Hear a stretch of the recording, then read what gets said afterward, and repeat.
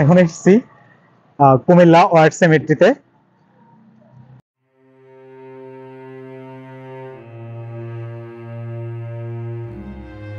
1941 সাল থেকে 1945 সাল দ্বিতীয় বিশ্বযুদ্ধ পৃথিবীর মানচিত্রটাকে বদলে দিয়েছিল।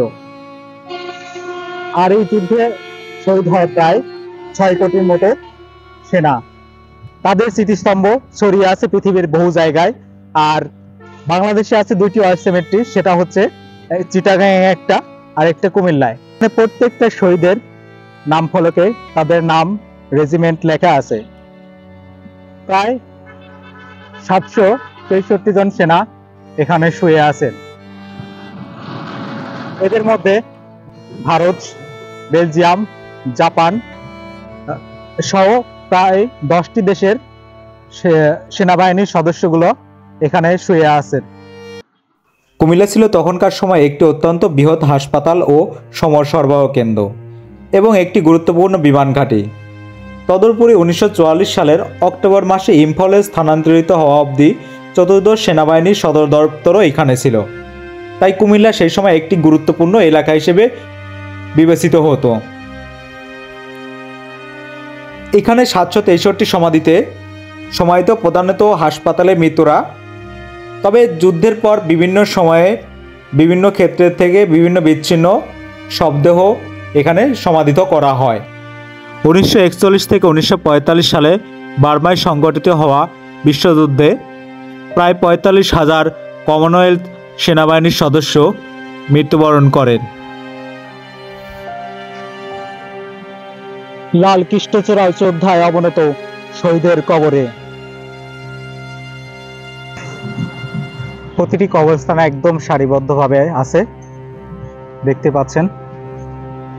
এই শহীদদের স্মৃতি রক্ষার্থে মায়ানমার, আসাম এবং বাংলাদেশে 9টি সমাধিক্ষেত্র তৈরি করা হয় এবং প্রতি বছর তাদের বিশেষ দিনে স্মরণ করা হয়।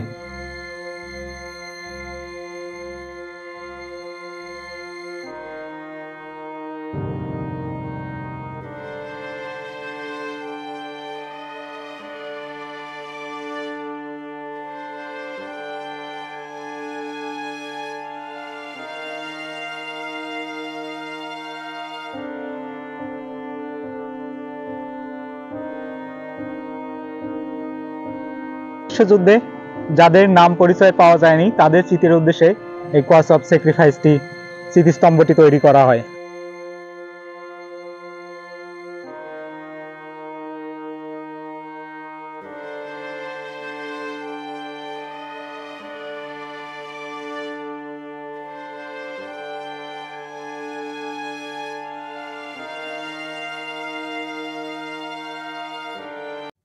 সবুজ ঘাসের চাদরে প্রকৃতি এই বীর শহীদদের আগলে রেখেছে।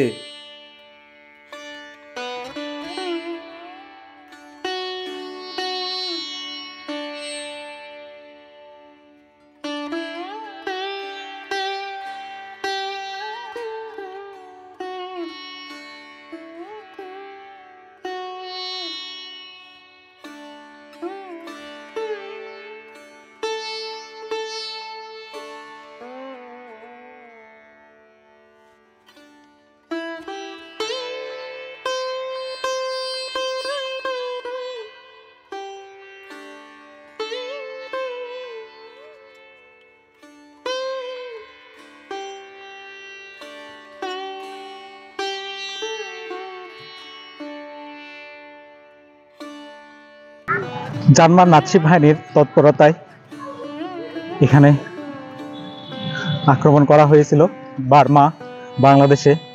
যেখানে প্রচুর পরিমাণে এই 3টি দেশে অবহিত বা ভারত এবং বার্মাতে যে আক্রমণটা করা হয়, প্রচুর পরিমাণ মানুষ মারা যায়, প্রচুর পরিমাণ সেনাবাহিনীর সদস্য, এয়ারফোর্স, রয়্যাল নেভি সহ অনেক সৈন্য মারা যায়।